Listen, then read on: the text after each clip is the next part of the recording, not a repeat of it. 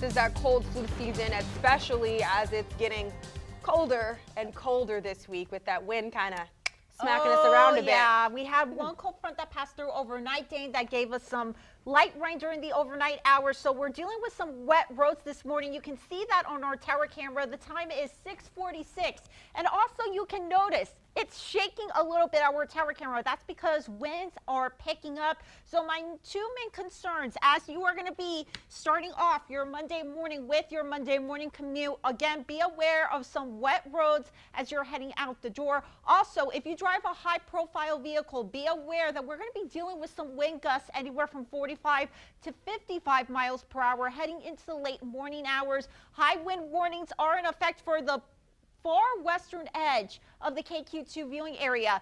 Our central and eastern counties, you're under a wind advisory from now through noon because of these high winds that we're going to be experiencing. These are just sustained winds. Right now, we are dealing with 24-mile sustained winds in Falls City, 29-mile-per-hour sustained winds in St. Joseph. When you factor in wind gusts, it's anywhere from 35 to 45.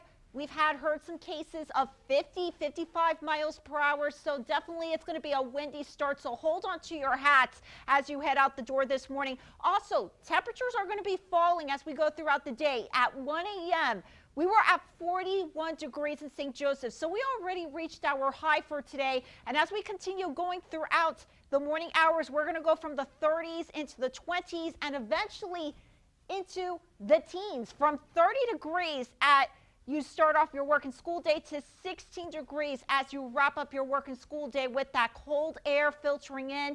And it's not going to end there. Temperatures are going to continue to drop as we go throughout the day. And into your Tuesday, we're only going up to 19 degrees. Only going up to 1 degree on Wednesday before we rebound heading into the second half of the work week.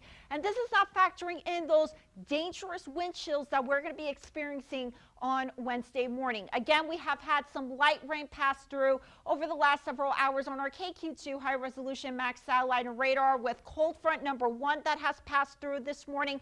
Cold front number 2 will be passing through on Tuesday morning, giving us a slight chance of snow, and behind it, that Arctic air will be rolling in. So let's go ahead and take a closer look at your KQ2 hour-by-hour forecast. I'm not expecting any more rain for today. It's going to be just a mix of sun and clouds as we go throughout the day. But you're going to notice how temperatures will continue to drop as we go into the afternoon hours, into the teens, and then heading into tonight will remain in the teens before cold front number 2 passes through tomorrow, giving us just very light chances of snow. I'm not expecting much from this, but you can expect that frigid air to move in. We're going to be going down to the single digits by Tuesday, 5 o'clock. And these are forecasted projected wind chills for Wednesday morning. It's going to feel like 20 below in St. Joseph. It's going to feel like 35 below in Bethany. So these are wind chills that you cannot take lightly. So keep it tuned to KQ2 as Mike Colton and I continue to keep you updated on this. But get ready for the cold air, everyone. 16 degrees by this afternoon as temperatures continue to fall.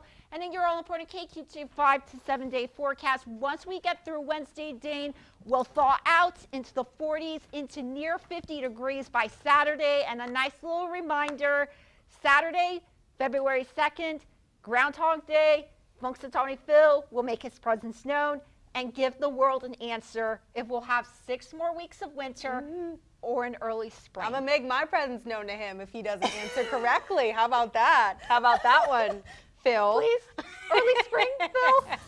It may soon cost you a bit more to send a letter